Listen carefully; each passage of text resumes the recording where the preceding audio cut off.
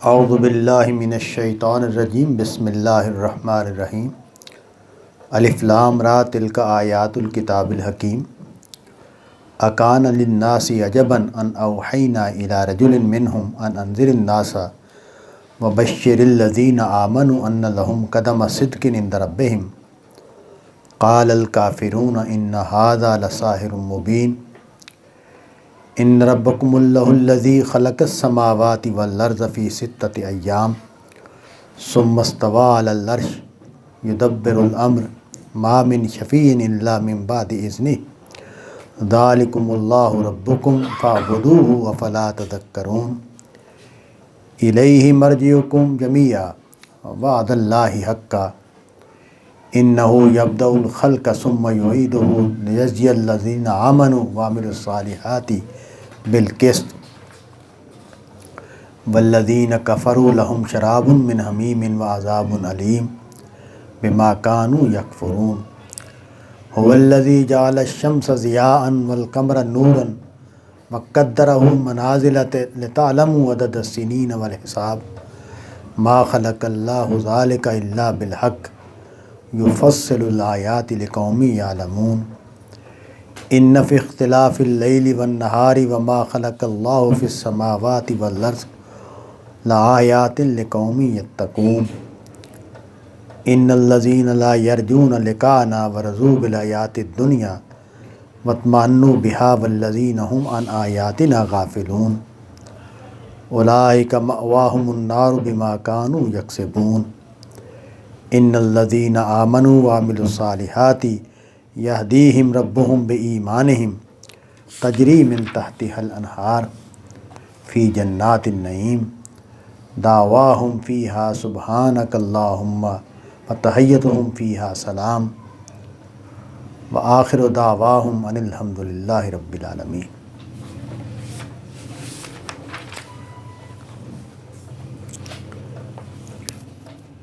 سورہ یونس مکی سورہ ہے اور اس میں قریش مخاطب ہیں، اور یہاں سے ہمارے اساتذہ کے نقطہ نظر سے ایک نیا گروپ شروع ہوا ہے، اور ہر گروپ جو ہے وہ غامدی صاحب کی جو تحقیق ہے یا کام ہے اس کے مطابق ایک زمانے سے تعلق رکھتا ہے، نبی صلی اللہ علیہ وسلم کی جو سیرت ہے اس کے ایک دور سے تعلق رکھتا ہے، اور یہ جو غلبے کا دور ہے اس سے پہلے کا جو دور ہے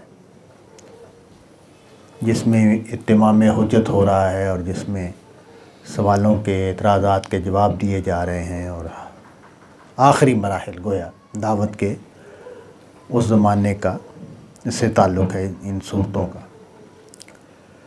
تو مکی صورتیں جو ہیں وہ بھی اسی حوالے سے، یعنی اہل مکہ کے ساتھ جو دعوت کا کام ہے وہ گویا آخری مراحل میں ہے جس زمانے کی یہ صورتیں ہیں۔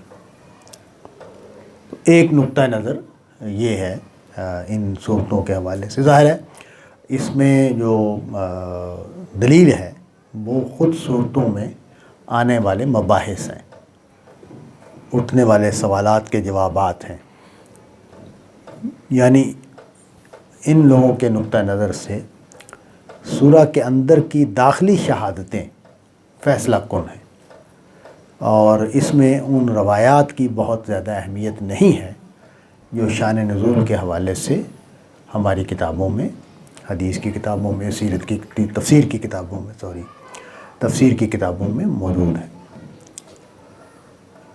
یہ بات اصولاً میرے خیال میں بالکل ٹھیک ہے کہ جب بھی ہم کوئی معنی طے کریں گے یا کلام کا شان نزول طے کریں گے تو خود کلام کو اس کی طرف اشارہ کرنا چاہیے، یعنی یہ جو اصول ہے جو بعض مفسرین کے ہاں ہمیں نظر آتا ہے کہ باہر سے جو معلومات ہمیں حاصل ہیں ان کی روشنی میں کلام کو سمجھا جائے۔ اور ان لوگوں کا، میرے اساتذہ کا نقطہ نظر یہ ہے کہ نہیں، خود کلام کے اندر کا جو در و بست ہے اور کلام کے اندر کے جو اشارات ہیں ان کی روشنی سے باہر موجود معلومات کو قبول یا رد کیا جائے۔ تو میں اصولاً اسی بات کا میں بھی قائل ہوں۔ اس کی وجہ یہ ہے کہ کلام جو بھی متکلم ہوگا اس نے کسی صورتحال میں، کسی زمانے میں بات کی ہوگی، تو اس کے اندر وہ اشارات موجود ہونے چاہیے جو بعض اوقات بصراحت اور بعض اوقات ایسے انداز سے کہ ہم اس تک ذرا غور کر کے پہنچے، وہ متکلم کے ہاں موجود ہونے چاہیے۔ یعنی متکلم کو باہر کی کسی معلومات کا پابند بنانا اس کے کلام کو، یہ کوئی صحیح طریقہ نہیں ہے۔ خود کلام کا تقاضا یہ ہے، اور کلام جو ہے وہ اپنے اندر، یہ ٹھیک ہے بات، میں اس کا تو قائل نہیں ہوں کہ کلام بالکل قطعی طور پر ہمیں ہر جگہ پر ایک ہی نتیجے تک پہنچا دیتا، نہیں، بعض جگہیں ایسی ہوتی ہیں کلام میں کہ جہاں باہر کی معلومات مددگار ہوتی ہیں اس کو سمجھنے میں، اس کے اطلاق کو سمجھنے میں مددگار ہوتی ہیں، تو میں اس کا منکر نہیں ہوں، لیکن خود کلام کو حاکم رہنا چاہیے۔ ہمارے ہاں بعض علماء کے ہاں، بعض مکاتب فکر میں کلام یعنی کلام اللہ وہ حاکم نہیں رہتا، عملاً حاکم نہیں رہتا۔ اصولاً تو کوئی بھی قائل نہیں ہے، سب پوری امت کا کوئی بھی عالم دین، بڑے سے بڑا امام، یہ بات نہ کہتا ہے نہ اس کا قائل ہے دل سے کہ قرآن مجید حاکم نہیں ہے۔ قرآن مجید حاکم ہے، قرآن مجید مصدر اول ہے، دین کا ماخذ اول ہے، اور قرآن مجید کی حکومت قائم ہے باقی تمام چیزوں کے اوپر۔ تو اصولاً اور قلباً تمام علماء یہیں کھڑے ہیں۔ عملاً کیا ہوتا ہے؟ عملاً بعض اوقات ہم بعض ایسی چیزیں سامنے آ جاتی ہیں جس کے ہاتھوں مجبور ہو جاتے ہیں کہ کلام کے بتائے ہوئے معنی یا کلام کے رخ کو نظر انداز کر کے اس سے معنی طے کیے جائیں۔ تو وہاں میں اس بات کا قائل ہوں کہ نہیں، کلام کی حاکمیت کو نظر انداز نہیں کیا جا سکتا، اور کلام کی حاکمیت کو نظر انداز کر کے کوئی معنی طے کرنا یہ کسی طرح بھی درست نہیں قرار دیا جائے گا۔ ہاں یہ ٹھیک ہے کہ کلام کو سمجھنے میں اصولاً اس کا اپنا در و بست، اس کا سیاق و سباق، اس کی لغت، اس کے جملوں کی بناوٹ اور باہر کے معلومات، ذرائع، وہ بھی مددگار ہوتے ہیں، ان سے فائدہ اٹھایا جاتا ہے، اٹھایا جانا چاہیے۔ تو جیسے میں نے عرض کیا کہ یہ سورہ جو ہے وہ دعوت کے آخری مراحل کی صورتوں میں سے ہے۔ گویا اس میں ذرا سخت لب و لہجہ ہوگا اور شدت کے ساتھ بات کی جائے گی، اور دین کے جو بنیادی مقدمات ہیں وہ کیا ہیں؟ وہ 3 ہیں جو مکی صورتوں میں ہمیں نظر آتے ہیں۔ ان میں سے ایک ہے سب سے نمایاں، وہ نبی صلی اللہ علیہ وسلم کی نبوت کا اس بات ہے، آپ کی رسالت کا اس بات ہے۔ اس پر دلائل دیے جائیں گے، اس پر کیے گئے اعتراضات کے جواب دیے جائیں گے۔ دوسرا بڑا مسئلہ توحید کا ہے اہل مکہ کے ساتھ، کہ اللہ کے ساتھ اور ہستیاں شریک ہیں، وہ ان کی پوجا کرتے تھے اور ان ہستیوں کے بارے میں ان کا ایک تصور بھی تھا، ان کے اختیارات کے بارے میں ان کا ایک تصور تھا، اس کی تردید اور اس کی تبلیغ ہوتی ہے۔ اسی طرح ضمناً کہیں کہیں ہمیں یہ بحث بھی مل جاتی ہے، نظر آتی ہے کہ دین ابراہیمی میں جو انہوں نے خرابیاں پیدا کی ہوئی تھی اور اس میں جو انہوں نے بدعات داخل کر لی ہوئی تھی اپنے مشرکانہ عقائد کی وجہ سے اور بتوں کے ساتھ اپنے تعلق کی وجہ سے، حرام و حلال کے حوالے سے بحثوں میں اس پر قرآن مجید کے اعتراضات ہیں اور ان کا تو جواب دیا گیا ہے، ان کی تقلید کی گئی ہے۔ تو یہی چیزیں ہمیں اس میں نظر آئیں گی۔ اب ہم سورہ کو شروع کرتے ہیں۔ الف لام را تلک آیات الکتاب الحکیم۔ الف لام را اس سورہ کا نام ہے اور یہ نام جو ہے یہ عربوں کے طریقے پر رکھا گیا، اس لیے کہ میرے علم میں نہیں ہے کہ کسی عرب نے کبھی اس پر اعتراض کیا ہو کہ یہ کیا ہے، یہ بے معنی سا نام کیوں رکھا گیا ہے، اس کا کیا مطلب ہے۔ تو اس سے میرے ذہن میں ہمیشہ دو باتیں آتی ہیں۔ ایک تو یہ کہ عربوں کو اس اسلوب کا پتہ ہے، ان کے لیے یہ کوئی اجنبی چیز نہیں ہے، اور دوسری بات یہ ہے کہ اگر یہ معنی سے آ رہی ہیں تو تب بھی ان کے اسلوب کی بات ہے، اور اگر دوسری صورت ہے یعنی ان کو ان کے معنی معلوم تھے، اس لیے ان کے ہاں کوئی مسئلہ پیدا نہیں ہوا۔ مگر کسی صحابی کا بھی کوئی سوال نہیں ہے ہمارے ریکارڈ پر کہ کسی صحابی نے آ کے حضور سے پوچھا ہو کہ یہ حضور اس کا مطلب کیا ہے۔ یہ سوال ہمارے ریکارڈ پر نہیں ہے کسی حدیث میں تو اس وجہ سے یہ ایک معروف عربی اسلوب ہے اس طرح نام رکھنے کا، اور یہ اس کا امکان ہے کہ اس کے معنی بھی اس زمانے میں محفوظ ہوں گے۔ بس جو افسوسناک پہلو ہے یا یوں سمجھے کہ کوتاہی ہے وہ یہ کہ کیونکہ تفسیروں پر کام یعنی قرآن مجید کی تفسیر کی جائے، یہ بہت جلدی شروع نہیں ہوا، اور لوگوں کی زیادہ توجہ احکامی آیات کی طرف ہے دور اول میں، تو تفسیر کا کام بہت بعد میں شروع ہوا ہے۔ اگر ابتدائی زمانے میں شروع ہو جاتا تو ممکن ہے کہ بعض صحابہ کی ان کے بارے میں آراء بھی نقل ہو جاتی، جیسے کہ تابعین اور تبع تابعین کی آراء تفسیر میں ہمارے پاس موجود ہیں، اور بہت سارے لوگوں نے ان کو جمع بھی کر دیا ہے، لکھا بھی ہوا ہے۔ بڑی مشہور کتاب طبری کی ہے جنہوں نے بہت ساری چیزیں جمع کر دی ہیں، تو یہ وہاں ان کا ذکر آ جاتا۔ تو ہمارے فرائی صاحب کا جو نقطہ نظر ہے وہ چونکہ ہم بیان کر چکے ہیں پہلے کہ ان کے خیال میں یہ الفاظ ہیں، الف ایک لفظ ہے، لام ایک لفظ ہے، میم ایک لفظ ہے، اور اس کے معنی تھے، اور وہ معنی جو ہے ان کے لحاظ سے ان کا گویا یہ چیزوں الف کے جو معنی ہیں اس میں یہ علامتی نام ہے، یعنی ان چیزوں کا ذکر وہاں اس صورت میں آیا ہوا ہے، اس وجہ سے یہ نام رکھا گیا۔ تلک آیات الکتاب الحکیم، یہ کتاب حکمت کی آیات ہیں۔ قرآن مجید نے عربی الفاظ میں جو تبدیلیاں کی ہیں، جو ہر مصنف کرتا ہے، ہر بڑا مصنف جو اعلیٰ درجے کا لکھنے والا ہوگا وہ بعض معروف الفاظ میں نئے معنی ایڈ کرتا ہے۔ وہ انسانی تخلیق کار جو ہیں وہ بھی کرتے ہیں، یہاں اللہ تعالیٰ کا کلام اللہ تعالیٰ نے بھی کیا ہے۔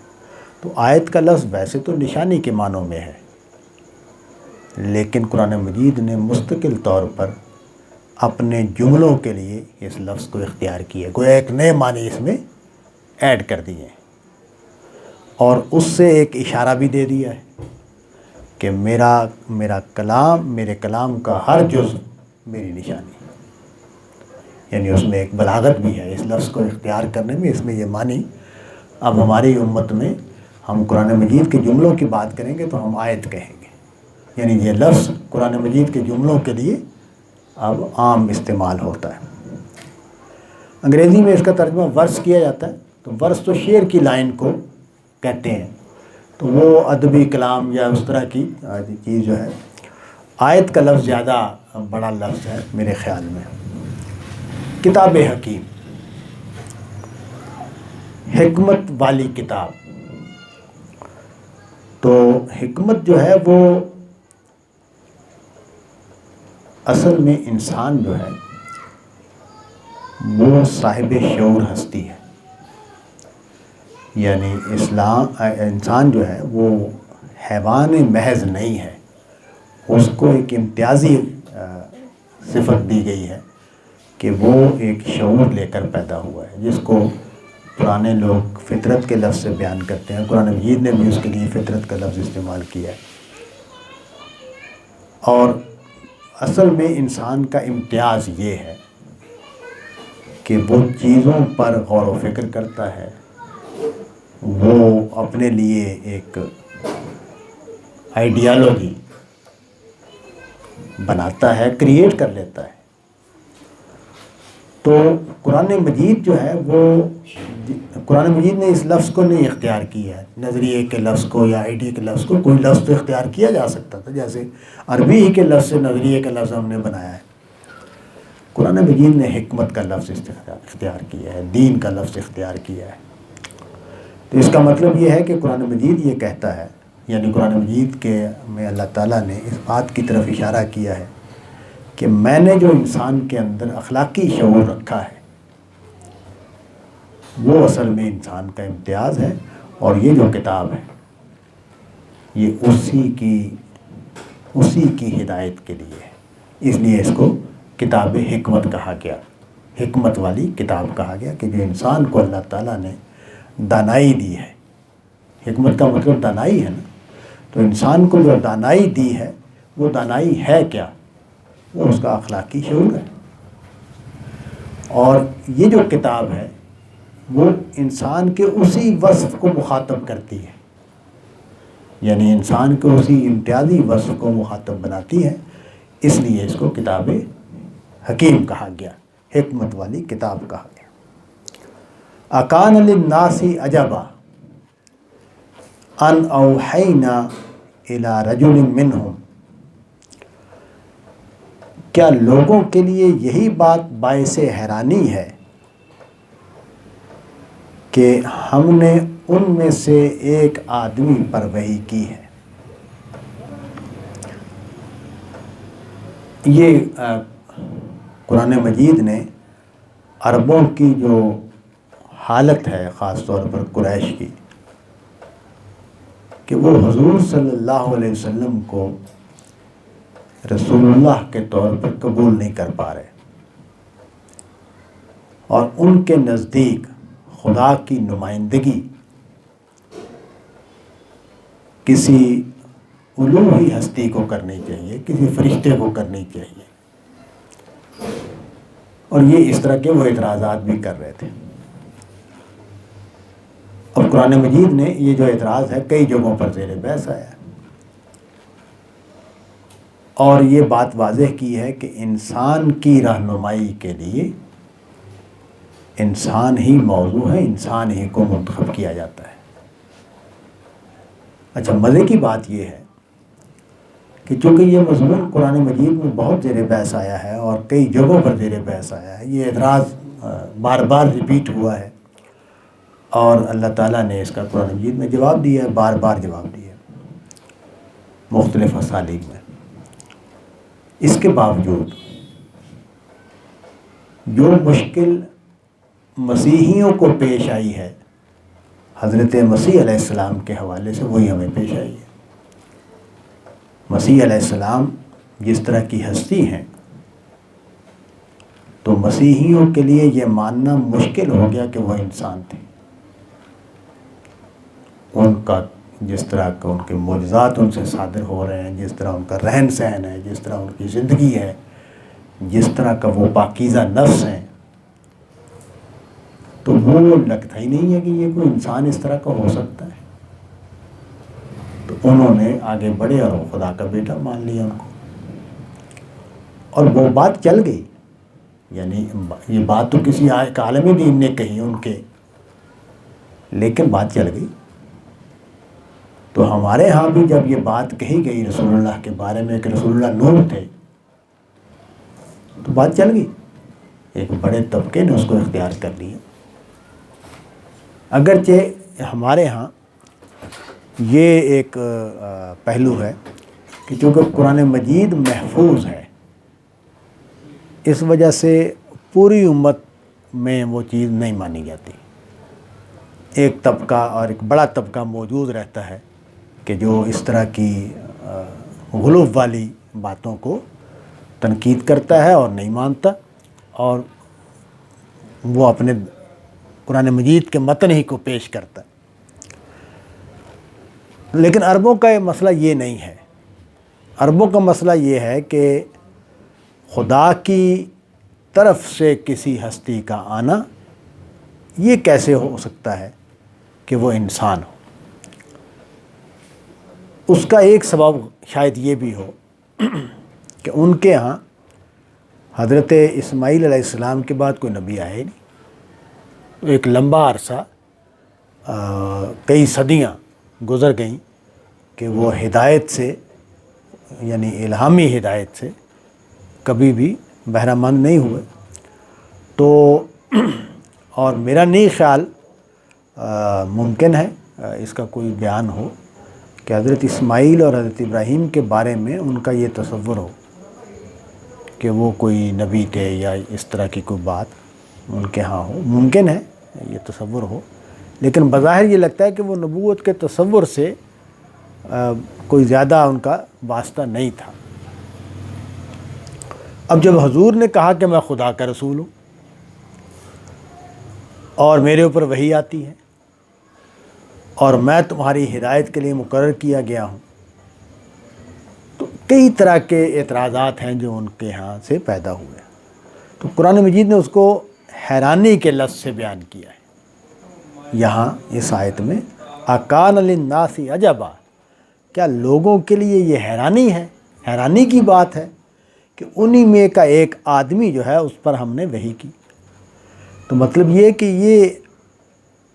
یہ کیوں ہے، یہ ایسا کیوں ہونا چاہیے، ایسا نہیں ہونا چاہیے تھا۔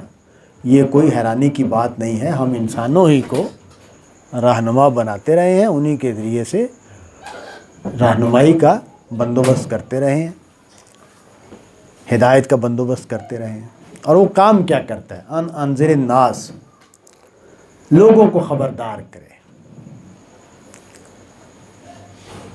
سب سے بڑا مسئلہ اللہ کے نزدیک اللہ کا یہ منصوبہ ہے کہ میں نے انسانوں کو امتحان میں ڈالا ہوا ہے، اور اگر وہ میرے امتحان میں ناکام ہوئے تو سزا کے مستحق ہوں گے، اور اگر کامیاب ہوئے تو جنت کے مستحق ہوں گے۔ تو انذر الناس، لوگوں کو آگاہ کر دیا جائے۔ انذار کا لفظ جو ہے یہ بڑا اچھا لفظ ہے جس کو اختیار کیا گیا ہے، کیونکہ عربی زبان میں یہ لفظ استعمال ہوتا ہے خطرے سے آگاہ کرنے کے لیے۔ یہ انذار کا لفظ، انذرا کا جو فعل ہے، یہ استعمال ہوتا تھا کسی خطرے سے آگاہ کرنے کے لیے۔ ایسا خطرہ جو شدید خطرہ ہو، بڑا نقصان ہونے والا ہو، جنگ ہونے والی ہو، تو اس کے لیے تو اللہ تعالیٰ نے عرب کلچر سے ایک لفظ کو لیا اور اس کو پیغمبر کے کام کا عنوان بنا دیا۔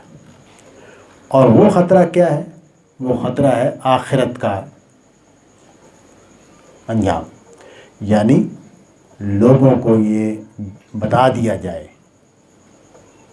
پوری زور اور شان کے ساتھ کہ تم ایک بڑے خطرے میں ہو، موت دروازے پر کھڑی ہے، موت کے ساتھ ہی زندگی کا دوسرا دور شروع ہو جائے گا، اور اس میں جو کامیاب ہوں گے وہ جنت میں جائیں گے، اور جو ناکام ہوں گے وہ خدا کے غضب کا سامنا کریں گے، اس کے مستحق بنیں گے۔ اس لیے کہا کہ انذر الناس، کہ وہ لوگوں کو آگاہ کر دے اور بشارت دے ان لوگوں کو جو ایمان لائے۔ وبشر الذین آمنوا ان لہم قدم صدق عند ربہم، کہ ان کے لیے بہت اچھا مرتبہ ہے اللہ کے نزدیک، اللہ کے ہاں۔ یہ جو آیت ہے قدم صدق عند ربہم،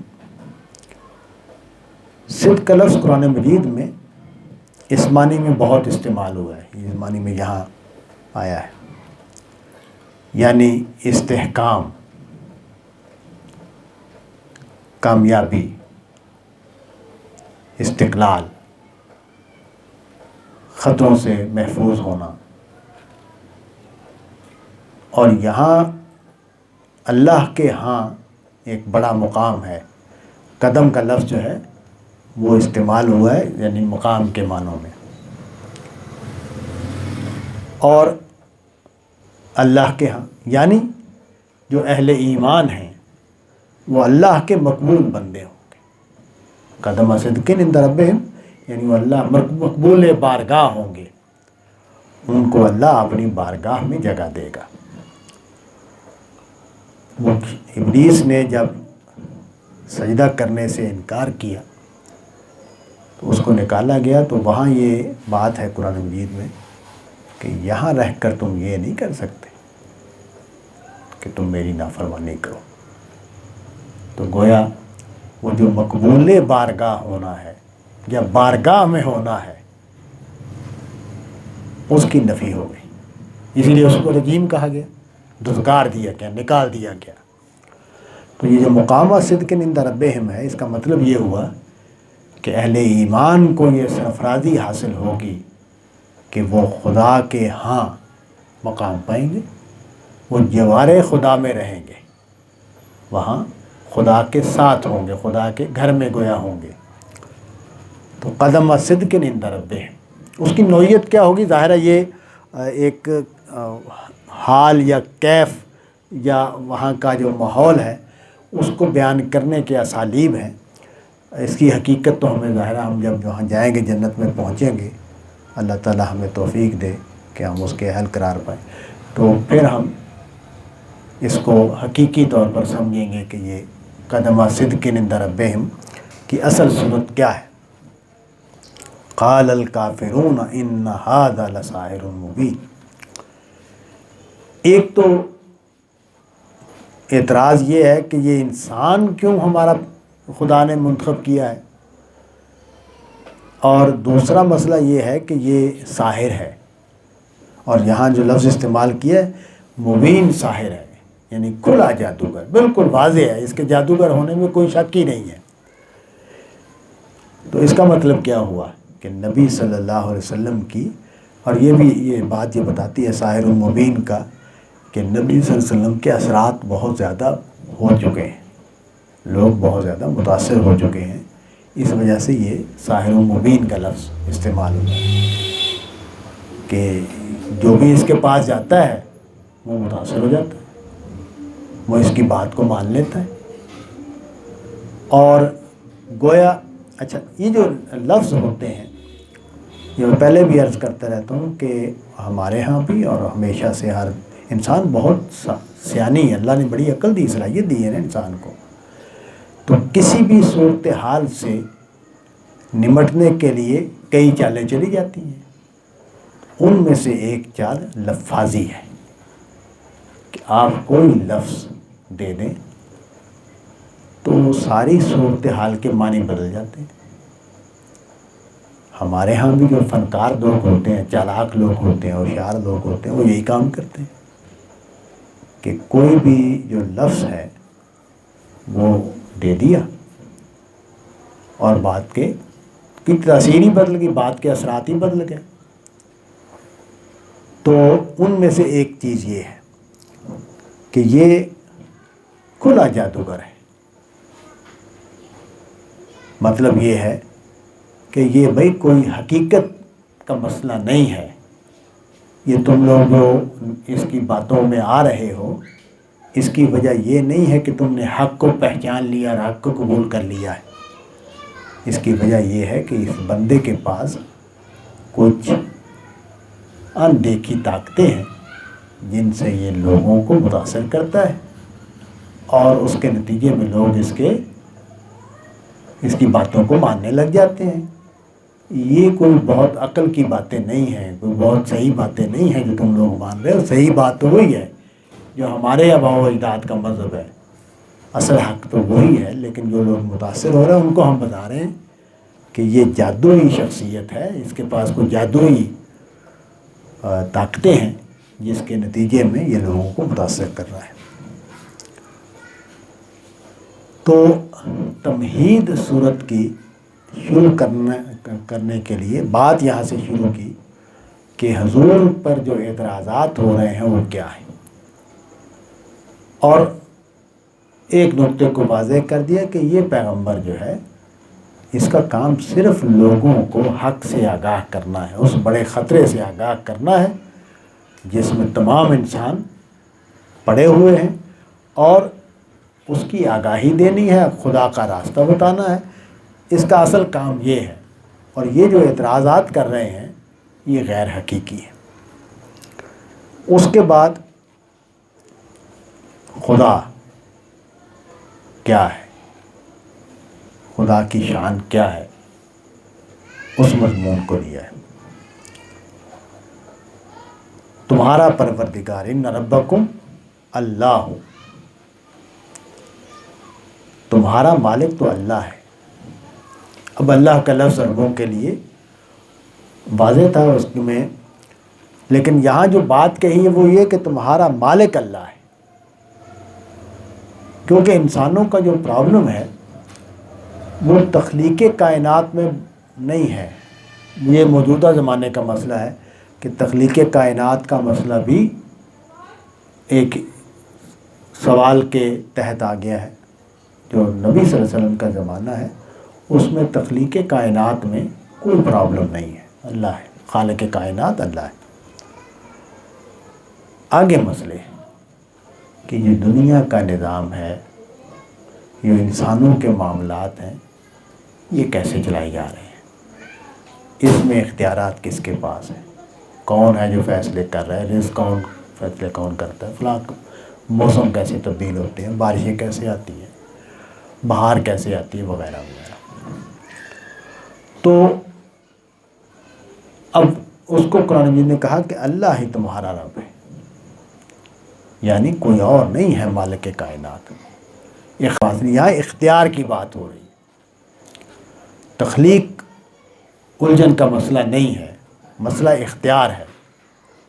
اسی لیے قرآن مجید میں بہت سارے جو الفاظ ہیں جیسے حی و قیوم اور اس طرح کی، اور ان اللہ علی کل شیء قدیر، وللہ الامر، اور اس طرح کے کئی اسالیب ہیں جس میں اسی بات کو بیان کیا گیا ہے کہ تمہاری دنیا جس میں تم رہ رہے ہو اس کے بھی معاملات سارے کے سارے میرے اختیار میں ہیں۔ تو اسی بات کو یہاں رب کے لفظ سے بیان کیا کہ تمہارا مالک اللہ ہے۔ الذی خلق السماوات والارض فی ستۃ ایام، جس کے بارے میں تم جانتے ہو، مانتے ہو کہ اس نے زمین اور آسمان پیدا کیے۔ آگے یہ وضاحت کی کہ وہ 6 دنوں میں پیدا کیے،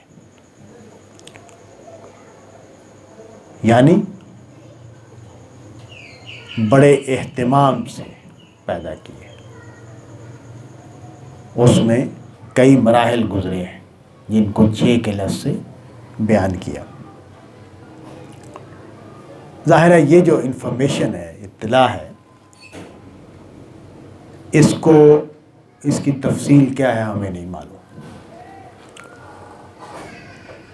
یہ کام کتنے سالوں میں ہوا ہے، ایک دور کتنے سال کا تھا انسانی یعنی زمینی سالوں کے لحاظ سے، ہمیں کچھ بھی معلوم نہیں ہے، اور شاید قیامت تک ہمیں نامعلوم، یعنی ہمیں بھی قیامت کے بعد ہی پتہ چلے کہ کیا ہوا، کیسے ہوا، کتنے وقت میں ہوا۔ بہرحال یہ بات واضح ہے، اس میں میرا نہیں خیال کہ کوئی اختلاف ہے کہ 6 دن سے ہمارے یہ والے 6 دن مراد نہیں ہے۔ قرآن مجید کے مفسرین میں سے میرے علم میں نہیں ہے کہ کسی نے 6 دن سے یہ والے 6 دن مراد لیے ہوں۔ البتہ بائبل کو پڑھتے ہوئے یہ خیال ہوتا ہے کہ ان کے ہاں شاید یہی 6 دن مراد ہے، وہ جس طرح کا وہاں بیان ہے، لیکن وہ ترجمہ کرنے والوں کے مسائل ہیں، اور ممکن ہے کہ ان کی جو مفسرین ہیں ان کے ہاں بھی اسی طرح کا خیال ہو جیسے ہمارے ہاں اہل علم کا ہے۔ ثم استوى علی العرش،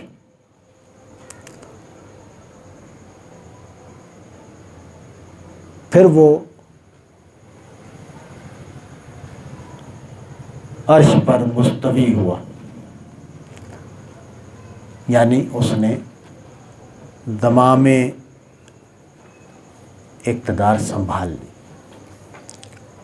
یہ بھی ظاہرہ ان امور میں سے ہے کہ جس کی حقیقت کو پانا یا سمجھنا ہمارے لیے ممکن نہیں ہے۔ خدا کی ذات کس طرح کی ہے، وہ عرش کس طرح کا ہے، اور استواء عرش پر کرنا۔ ویسے تو یہ استواء کا جو لفظ ہے وہ قرآن مجید میں ایک اور جگہ پر استعمال ہوا ہے، مادی جگہ پر استعمال ہوگا، تو اس لفظ کے معنی بالکل واضح ہیں کہ جب حضرت نوح کی کشتی جو ہے وہ دودھی پر ٹکی ہے تو وہاں یہی فعل استعمال ہوا ہے، استوت، تو مطلب یہ ہے کہ ٹک جانا، جیسے بادشاہ بیٹھتے ہیں تخت کے اوپر، اس کے لیے یہی فعل استعمال ہوتا ہے، ہو سکتا ہے، تو اسی طرح کا فعل ہے یہ۔ لیکن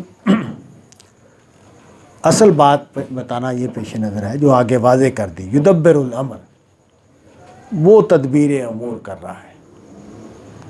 اصل میں جو مبحث ہے، بحث ہے، وہ یہ ہے کہ جو کائنات کے معاملات ہیں، خاص طور پر انسانی زندگی کے معاملات، سورج اللہ طلوع کرتا ہے، چاند اللہ طلوع کرتا ہے، یہ عربوں کے مسئلے نہیں ہیں، نہ ان کو اس سے کوئی اختلاف کرنے کی کوئی ضرورت ہے۔ ان کو تو مسئلہ یہ ہے کہ جو ان کے روزمرہ زندگی کے معاملات ہیں، اولاد ہو رہی ہے، بیماریاں آ رہی ہیں، لڑکے ہو رہے ہیں، لڑکیاں ہو رہی ہیں، اور اس طرح کی بہت سارے کام ہو رہے ہیں، تو وہ کس کی مرضی سے، کس کی سفارش سے، کس کے فیصلے سے کسی کو اختیار ملا ہوا ہے، وہ کہاں سے ہو رہا ہے۔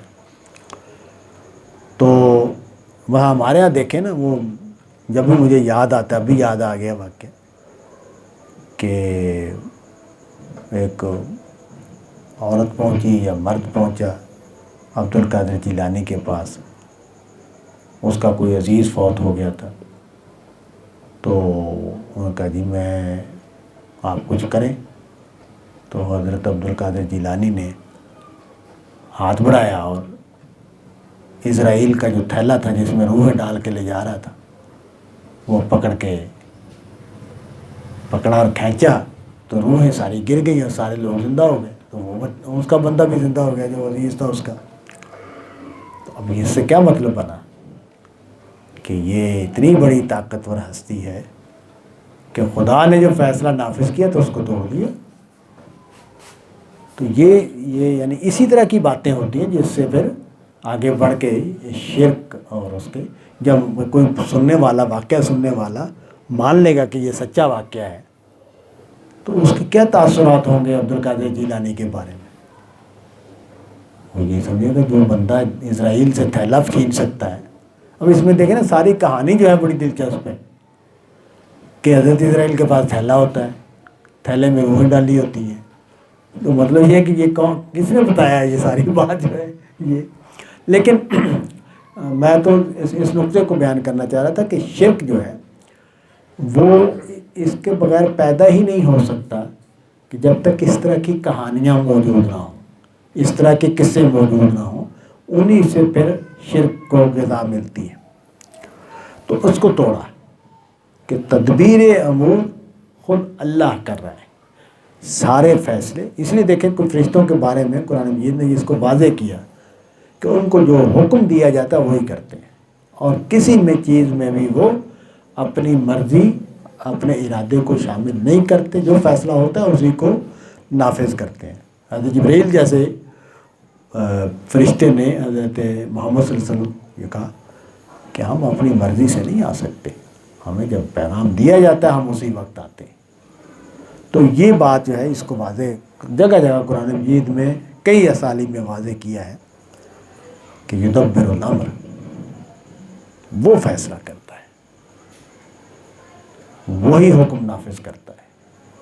تدبیر امور کا لفظ بڑا اچھا ہے کہ پلاننگ، فیصلہ، نفاذ سب اس کے پاس ہے۔ یعنی یہ فیصلہ کرنا کہ یہ ہونا چاہیے، یہ فیصلہ کرنا کہ ایسے ہونا چاہیے، اور اس کو نافذ کرنا، یہ سب اللہ تعالیٰ کرتے ہیں۔ تدبیر امور، ما من شفیع الا من بعد اذنہ، اور یہ بات کہ اس کو کوئی بات کہی جائے اس کی اجازت کے بغیر کہیں نہیں جا سکتی۔ یعنی یوں نہیں ہے کہ عبد القادر جیلانی یا داتا گنج بخش یا بابا فرید اللہ تعالیٰ کو کہیں کہ جی آپ یہ کریں نا اور یہ نہ کریں، یوں نہیں ہوگی۔ اور یہاں تو بات ہی ملائکہ کی ہو رہی ہے، کیونکہ عرب جو ہیں وہ ملائکہ کو پوجتے تھے، انہوں نے بت بنائے ہوئے تھے ملائکہ کے، تو اس لیے یہاں ملائکہ کی بات ہو رہی ہے کہ اس کے ہاں اگر کوئی بات کرنا چاہے، یعنی کوئی فرشتہ اللہ تعالیٰ سے بات کرنا چاہے تو پہلے اجازت لے گا کہ جی میں اس معاملے میں کوئی بات کر سکتا ہوں، اجازت ملے گی تو بات کرے گا۔ تو مطلب یہ ہے کہ یوں نہیں ہے کہ اللہ تعالیٰ کے حضور کوئی بات کرنا آسان ہے، وہ اللہ تعالیٰ کے ہاں کسی کو بات کرنے کی بھی ضرورت نہیں ہے، الا یہ کہ اس سے اجازت لی جائے۔ ذالکم اللہ ربکم، یہ ہے تمہارا اللہ، تمہارا مالک، فاعبدوہ، اسی کی بندگی کرو۔ افلا تذکرون، کیا تم نصیحت حاصل نہیں کرتے؟ یعنی اتنی واضح بات، اتنی بڑی حقیقت کو جان کر، سن کر سمجھنا نہیں چاہتے کہ تم کتنی بڑی غلطی میں مبتلا ہو کہ اس ہستی کے مقابلے میں کچھ اور لوگوں کو سمجھتے ہو کہ ان کے پاس کوئی اختیار ہے، وہ اللہ کی مرضی میں کوئی رکاوٹ ڈال سکتے ہیں، اللہ کی مرضی کو تبدیل کر سکتے ہیں۔ الیہ مرجعکم جمیعا، پھر یہ بات بتائی کہ یہ جو تم باتیں کر رہے ہو تمہیں اسی کی طرف پلٹنا ہے۔ یہ جو ہے نا یہ خاص طور پر آج کے مسلمانوں کو اس جملے کو بہت سمجھنا چاہیے، الیہ مرجعکم جمیعا، یعنی ہماری دین کے ساتھ وابستگی میں بھی اس کی ضرورت ہے۔ وجہ کیا ہے؟ ہوتا یہ ہے کہ جب ہم کوئی چیز بنا لیتے ہیں، کوئی چیز اختیار کر لیتے ہیں، تو اس میں موجود مقصد ثانوی ہو جاتا ہے اور وہ چیز اصل بن جاتی ہے۔ یعنی مثال کے طور پر ہم نے کوئی اسکول بنایا، تو اسکول تو بنایا تھا تعلیم کے لیے، تو تعلیم ثانوی ہو جاتی ہے، اسکول اولیت اختیار کر لیتا ہے۔ اسکول چلنا کیسے ہے، اسکول میں تنخواہیں کیسے دینی ہے، استاد کیسے رکھنے ہیں، وہ اولیت اختیار کر لیتا ہے، اور تعلیم جو ہے وہ سیکنڈری ہو جاتی ہے۔ اسی طرح دین میں ہوتا ہے کہ دین میں اصل مقصود آخرت کی فلاح ہے، آخرت کی کامیابی ہے، لیکن ہم کیا کرتے ہیں؟ ہم آخرت کو نظر انداز کر دیتے ہیں، اس کو بعض اوقات اس سے غافل ہی ہو جاتے ہیں، اور دین کو اس طرح اختیار کر لیتے ہیں کہ ہمیں اس کی بھی فکر نہیں رہتی کہ ہم خدا کی نافرمانی کر رہے ہیں یا نہیں کر رہے۔ مثلا میرے سامنے یہ کئی مثالیں ہیں اس بات کی کہ کسی آدمی کے ساتھ، اچھا لکھا پڑھا لکھا عالم دین ہے، اس کے ساتھ بحث ہو رہی ہے اور وہ بحث اس طریقے سے کر رہا ہے کہ اس کو کوئی فکر نہیں ہے کہ میں یہ جملے بول رہا ہوں، ان جملوں پر میں نے آخرت میں جواب دینا ہے. یعنی میں کسی پر الزام لگا رہا ہوں، کسی کا کوئی تجزیہ کر رہا ہوں، کسی کے بارے میں کوئی رائے قائم کر رہا ہوں، تو میں اس بات کا میرے ذہن میں یہ ہے کہ میں خدا مجھ سے پوچھے گا. مجھے نہیں لگتا کہ اس شخص کے ذہن میں یہ ہے کہ میں جو بات کر رہا ہوں اس پر خدا مجھ سے پوچھے کہ تم نے کیوں یہ بات کہی تھی، کہاں سے سنی تھی، کیا حقیقت تھی اس بات کی. تم نے جو دین کو بیان کیا تھا یہ میری کتاب میں کہاں بیان ہوا تھا، میرے پیغمبر نے کہاں دیا تھا. اور وہ پورے اعتماد کے ساتھ اس کو دین کے طور پر بیان کر رہا ہے. تو یہ جو چیز ہے الیہ مرجعکم جمیعا، اس کو بہت زیادہ ذہن میں رکھنے کی ضرورت ہے کہ مجھے اپنے ہر قول و فعل پر خدا کے حضور جواب دینا ہے، اور میں نے وہاں اس سوال کا سامنا کرنا ہے کہ تم نے یہ کیوں مانا، تم نے یہ کیوں کہا، تم نے یہ کیوں اختیار کیا. اور اگر میرے پاس اگر وہ جواب نہیں ہے جس پر میرا ضمیر مطمئن ہو تو میں گرفت میں آ جاؤں گا. میں ایک ہی عذر پیش نہیں، یہ نہیں میں کہ ہر چیز میں ہم ٹھیک ہو سکتے ہیں، نہیں، بعض ہماری علمی آراء غلط بھی ہو سکتی ہیں، لیکن مجھے کم از کم جو ضروری سوالات ہیں ان کا تو جواب میرے پاس ہونا چاہیے کہ میں قرآن کی کس آیت پر مبنی بات کر رہا ہوں، حضور کے کس عمل پر مبنی بات کر رہا ہوں، حضور کے کس ارشاد پر مبنی بات کر رہا ہوں. میرے پاس اس پر ہونے والے اعتراضات کا جواب کیا ہے، تو اس کو تو مجھے پورا کرنا ہی ہے. اور اسی طرح لوگوں کے بارے میں تبصرہ کرنے میں، لوگوں کی عیب جوئی کرنا، عیب گوئی کرنا، دونوں کام ہمارے اہل علم کرتے ہیں. عیب جوئی بھی کی جا رہی ہوتی ہے، عیب گوئی بھی کی جا رہی ہوتی ہے. تو مطلب یہ کہ اس کا کیسے حق حاصل ہو گیا ہے کہ میں کسی کے عیب تلاش کرتا رہوں، اور اگر میرے علم میں کوئی بات آ گئی ہے اور وہ مجھے یقین ہے کہ ٹھیک بات میرے علم میں آئی ہے، اس کو بیان کرتا رہوں. اس کی کیا ضرورت ہے؟ تو وجہ کیا ہے کہ میں اپنے فرقے، اپنے نقطہ نظر کے غلبے کے جذبے میں مبتلا ہو جاتا ہوں. میں آخرت سے نچنت بے خوف ہو جاتا ہوں. اس لیے اس کی یاد دہانی ہوتی رہنی چاہیے کہ الیہ مرجعکم جمیعا، اسی کی طرف تم سب کو پیش ہونا ہے، وہاں تم نے جواب دینا ہے. محمد کو کہا کیا جا رہا ہے کہ تم محمد کو جواب دے نہیں ہو، تم مالک کائنات کو جواب دے ہو. اس کے تمہیں فیس ہونا کرنا ہے. اس نے پوچھنا ہے کہ محمد پر ایمان کیوں نہیں لائے. سچا پیغمبر حق بات کہہ رہا تھا، اس کی تعلیمات حق پر مبنی تھی. تو مجھ سے ایک صاحب نے سوال کیا تو میں نے ان سے کہا کہ میرے پاس جو بات ہے، جو دین ہے میرے پاس، اس میں سے کون سی چیز ہے جو اس کی بنیادی تعلیمات ہے، خدا کا ایک ہونا، آخرت ہونا، دین کے جو بنیادی احکامات، ان میں میرے پاس کوئی بات ہی نہیں. وہ تو اتنی بڑی حقیقتیں ہیں کہ اس کے سوا میرے پاس کوئی دوسرا آپشن ہی نہیں ہے.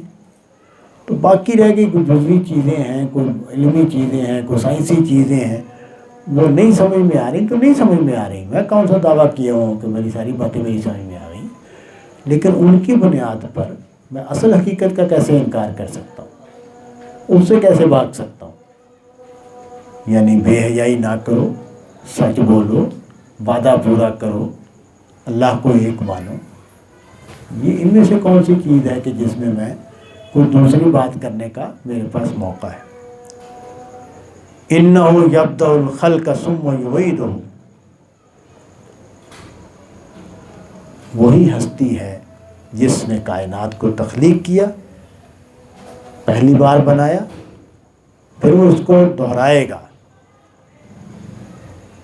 یعنی یہ جو انسان کی پیدائش ہے، یہ ریپیٹ ہوگی، ایک بار آپ پیدا کیے گئے ہو پھر پیدا کیے جاؤ گے۔ لِيَجْزِيَ الَّذِينَ آمَنُوا وَعَمِلُوا الصَّالِحَاتِ بِالْقِسْطِ، تاکہ وہ یعنی مالک کائنات جزا دے ان لوگوں کو جو ایمان لائے اور جنہوں نے نیک عمل کیے عدل کے ساتھ۔ اس جملے سے ایک بات قرآن مجید نے واضح کی ہے کہ قیامت کے برپا کرنے میں اصل مقصود اہل جنت کو ان کی جزا دینا ہے، اہل ایمان کو ان کی جزا دینا ہے، اہل حق کو ان کی جزا دینا ہے۔ ضمنی طور پر اہل باطل کو بھی سزا ملے گی، یعنی اللہ تعالیٰ اصل مقصود یہ ہے کہ وہ جنت میں پہنچائیں، جنہوں نے کار خیر کیے ہیں، جنہوں نے نیک اعمال کیے ہیں، ان کو جنت میں پہنچایا جائے۔ تو اس لیے کہا کہ تاکہ جزا دے وہ ان لوگوں کو جو ایمان لائے اور جنہوں نے نیک عمل کیے عدل کے ساتھ۔ والذین کفروا لہم شراب من حمیم وعذاب علیم، اور جن لوگوں نے کفر کیا ان کے لیے کھولتا ہوا پانی ہے اور انتہائی تکلیف دینے والا عذاب ہے، اس لیے کہ انہوں نے کفر کیا۔ یعنی دو بڑے انجام ہیں جن کو بیان کر دیا۔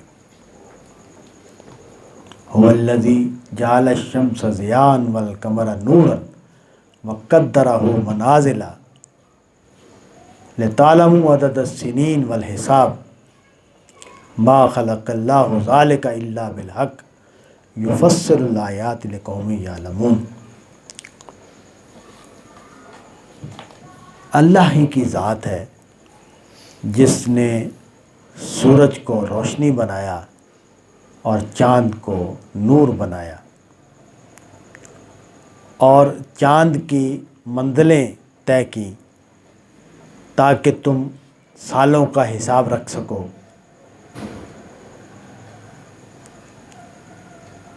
اللہ نے جو بھی بنایا ہے یہ حق کے ساتھ بنایا ہے، اور اللہ نے ان آیتوں کو کھول کر بیان کر دیا ہے ان لوگوں کے لیے جو جانے۔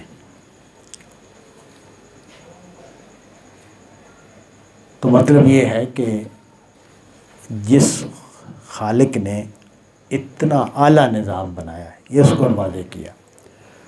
ضیاء اور نور کا جو فرق ہے وہ روشنی کی جو کوالٹی ہے اس کا فرق ہوتا ہے، یعنی ضیاء کا لفظ بھی روشنی کے معنوں میں آتا ہے، نور کا لفظ بھی روشنی کے معنوں میں آتا ہے۔ اردو زبان میں ہمارے پاس ایک ہی لفظ ہے روشنی کا، عربی زبان میں دو الگ الگ لفظ ہیں۔ تو ضیاء جو ہے وہ روشنی ہے جس میں حرارت بھی ہے، تیزی بھی ہے، شدت بھی ہے، اور نور وہ روشنی ہے جو اس طرح کی تیزی اور شدت نہیں رکھتی۔ تو اور یہ ظاہر ہے ضیاء کے ساتھ اس کا ضیاء کا لفظ جو ہے شمس کے لیے آ گیا، نور کا لفظ قمر کے لیے آ گیا، تو اس سے واضح ہو گیا کہ بھئی یہ دونوں میں اس طرح کا اس نوعیت کا فرق ہے۔ پھر یہ کہ یہ بھی ہو سکتا تھا کہ چاند کو اس طریقے سے ٹکا دیا جاتا کہ وہ روشنی نور کا ذریعہ بنتا رہتا، لیکن اس کو اس طریقہ سے رکھا گیا کہ اس کا سائز روشنی والا حصہ، روشن حصہ وہ ہمیشہ آدھا روشن ہوتا ہے۔ یعنی چاند ویسے اگر دیکھا جائے تو وہ ہمیشہ اس کا آدھا حصہ روشن ہوتا ہے، جیسے زمین کا آدھا حصہ روشن ہوتا ہے، لیکن وہ ہمیں جب نظر آتا ہے زمین پر تو اس کا روشن حصے کا کچھ حصہ ہمیں نظر آتا ہے، کچھ نہیں نظر آتا، اور وہ بڑھتا رہتا ہے۔ اور وہ سارا کام اس لیے یہ کیا گیا تاکہ انسانوں کے لیے مدت کو طے کرنا یہ اس کا ایک کیلنڈر مل جائے۔ اسی وجہ سے آپ دیکھیں کہ پوری دنیا میں کیلنڈر ایک ہی ہے، 12 مہینوں کا سال ہے۔ وجہ یہ ہے کہ قدرتی طور پر دونوں میں مطابقت ہی یہ بنتی ہے کہ چاند کے 12 مہینے گزرتے ہیں تو ہمارا موسموں کا جو سائیکل ہے وہ پورا ہو جاتا ہے، اور پھر وہ 12 مہینے تو وہ ہمیشہ سے وہ اگر شمسی کیلنڈر بھی بنایا تو پھر 12 مہینوں کا بنا ہے۔ تو اللہ تعالیٰ نے رہنمائی کر دی نظام میں کہ انسانوں کے لیے سال کی مدت طے ہو گئی۔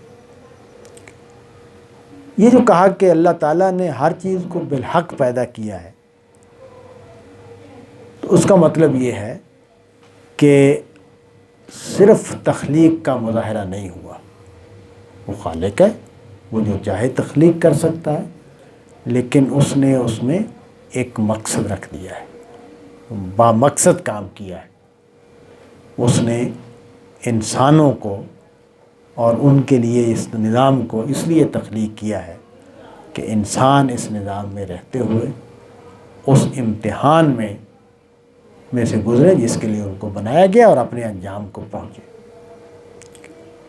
اس لیے کہا کہ میں نے یہ جو تمہارے لیے بندوبست کیا ہے، یہ ہمارے لیے بندوبست تھا نا کہ سورج کو بنایا اور چاند کو بنایا، تو یہ میں نے اس کی طرف اشارہ اس لیے کر دیا، اس کو کھول کر اس لیے بیان کر دیا ہے تاکہ تم اس بات کو سمجھو۔ ان فی اختلاف اللیل والنہار وما خلق اللہ فی السماوات والارض لآیات لقوم یتقون۔ کتنا وقت گزر گیا ہے، میرا خیال لمبی ہو گئی بات آج۔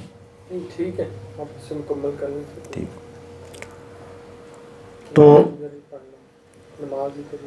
ٹھیک، تو اللہ تعالیٰ نے ایک اور پہلو کی طرف اشارہ کیا کہ دیکھو یہ جو دن اور رات کا الٹ پھیر ہے، اور یہ جو اللہ تعالیٰ نے زمین و آسمان پیدا کیے ہیں، اس میں اہل تقویٰ کے لیے نشانیاں ہیں۔ مطلب یہ ہے کہ جو اس بات کی فکر کرتے ہیں کہ میرا کیا بنے گا۔ تقویٰ کیا ہے؟ تقویٰ اس بات کا میرے دل میں احساس ہونا ہے کہ میرا انجام کیا ہوگا، میرے ساتھ کیا معاملہ ہوگا۔ انسان کو اللہ تعالیٰ نے یہ وصف دیا ہے کہ وہ اپنے مستقبل کی فکر کرتا ہے۔ چنانچہ ہماری بہت ساری ایکٹیویٹیز، بلکہ شاید 90% جو ہماری جد و جہد ہے، کام ہے، وہ ہم اپنے مستقبل کو سیکیور کرنے کے لیے کرتے ہیں، اس کو محفوظ بنانے کے لیے کرتے ہیں، اپنے بچوں کے مستقبل کو محفوظ بنانے کے لیے کرتے ہیں۔ اس میں اللہ تعالیٰ نے جو سب سے بڑا مستقبل ہمیں بتا دیا ہے وہ یہ کہ تم موت کے بعد دوبارہ زندہ ہو اور اپنے اعمال کے لحاظ سے جزا اور سزا پاؤ گے۔ تو وہ سب سے بڑا تقویٰ ہے، سب سے بڑا مسئلہ وہ ہے۔ تو کہا کہ جو لوگ اس بات کی فکر کرتے ہیں کہ دوبارہ جب زندگی ملے گی تو ہمیں کیا، ہمیں کس انجام سے دوچار ہونا پڑے گا، ان کے لیے دن اور رات اور تخلیق کائنات اور چاند اور سورج اور اس کے نتیجے میں حاصل ہونے والے فوائد، یہ بہت بڑی نشانی ہے۔ یعنی سیریسلی غور کرے گا یہ بندہ،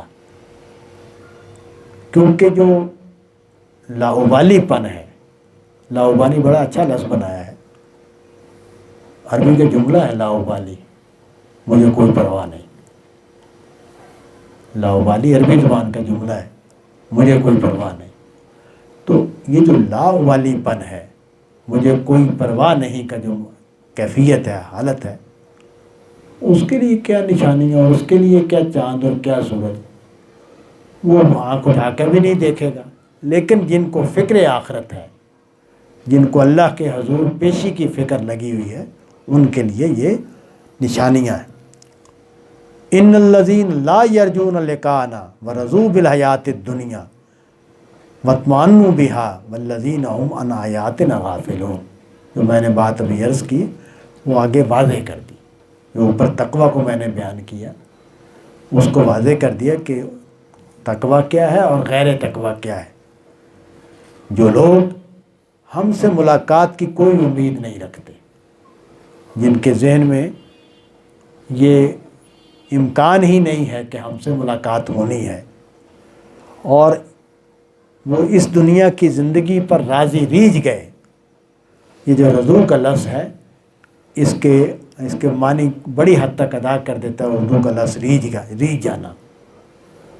تو جو اس دنیا پر ریجھ گئے اور اسی پر مطمئن ہو گئے، یہی لوگ ہیں کہ جو ہماری ان آیتوں سے غافل ہیں. یعنی یہ جو بے پرواہی ہے وہ ان کے ہاں پیدا ہوتی ہے جو آخرت سے کے خوف سے آزاد ہے. جن کے اندر آخرت کا خوف ہے وہ تو ہر نشانی کو، خدا کے کلام کو بھی اہمیت دیں گے، پیغمبر کی بات کو بھی اہمیت دیں گے. لیکن جن لوگوں کے ہاں یہ دنیا ہی اصل ہے، ساری کہانی یہی ختم ہو جانی ہے، تو ان کے نزدیک وہ ہیں جو غفلت میں پڑے ہوئے ہیں. اولئک مأواہم النار بما کانوا یکسبون. یہی لوگ ہیں کہ جن کا ٹھکانہ دوزخ ہے، اور اعمال کی وجہ سے جو وہ کرتے رہے ہیں. ان الذین آمنوا وعملوا الصالحات یہدیہم ربہم بایمانہم. البتہ وہ لوگ جو ایمان لائے ہیں اور جنہوں نے نیک کام کیے ہیں، اللہ ان کو ان کے ایمان کی وجہ سے کامیاب کرے گا. یہ یہدی کا لفظ یہاں کامیاب کرنے کے معنوں میں ہے، کیونکہ وہ ہدایت تو پہلے پائے ہوئے ہیں، ایمان اور عمل صالح کر رہے ہیں. تو یہ لفظ جو ہدا کا لفظ ہے یہ دونوں معنی میں آتا ہے عربی زبان میں. قرآن مجید میں بھی جگہ جگہ اس طرح استعمال ہوا، کبھی ایک معنی میں کبھی اس معنی میں. تو یہاں اللہ ان کو کامیاب کرے گا ان کے ایمان کی وجہ سے. مطلب کیا ہے کہ اللہ ان کو جنت کی منزل تک پہنچائے گا. تجری من تحتہم الانہار فی جنات النعیم. وہ جو کامیابی ہے وہ کیا ہے؟ ایسی جنتیں جن میں فراواں پانی ہوگا اور نعمت کی جنتیں ہوں گی. دعواہم فیہا سبحانک اللہم وتحیتہم فیہا سلام. وہاں ان کو وہ اللہ کی تسبیح کر رہے ہوں گے، اے اللہ تو پاک ہے. یہ سبحانک اللہم بڑا ذکر ہے، اس کو حضور نے بھی بیان کیا. مطلب یہ ہے کہ اللہ کے بارے میں جتنے بھی بدگمان لوگ تھے ان کی بدگمانیاں غلط ثابت ہوئی. اللہ ہر خامی سے، کمی سے بالکل بالا ہے، بلند ہے. سبحانک اللہم. اور ایک دوسرے کو وہ استقبال کر رہے ہوں گے. وتحیتہم فیہا سلام، یعنی ایک دوسرے کو وہ سلام کے لفظ سے استقبال کر رہے ہوں گے. اور جب وہ جنت میں اپنے صلے کو پا لیں گے تو پھر وہ اللہ کے شکر گزار بن جائیں گے، اللہ کا شکر ادا کر رہے ہوں گے. وآخر دعواہم ان الحمد للہ رب العالمین. یہ جملہ جو ہے وآخر دعواہم، ہمارے ہاں تو اس کو اختیار کر لیا گیا اس آیت سے. وآخر دعوانا یعنی ہر تقریر کے بعد علماء کئی لوگ اس کو اختیار کرتے ہیں. لیکن وہاں ایک حال ہے، ایک کیفیت ہے کہ جب اللہ کی نعمتیں مل جائیں گی، جنت مل جائے گی، انعام مل جائیں گے، تو پھر اللہ تعالیٰ کی کہ شکر کا جذبہ ہے وہ شدت کے ساتھ پیدا ہوگا کہ شکر ہے اللہ کے لیے جو مالک کائنات ہے. اور یہ آیت جو ہے یہ والی آیت یہ حضرت مولانا امین حسن اصلاحی کے اس نقطہ نظر کے بھی حق میں جاتی ہے کہ سورہ فاتحہ میں بھی انہوں نے اس کا یہی ترجمہ کیا ہے، الحمدللہ رب العالمین. شکر اللہ ہی کے لیے ہے جو مالک کائنات ہے. وآخر دعوانا ان الحمدللہ رب العالمین.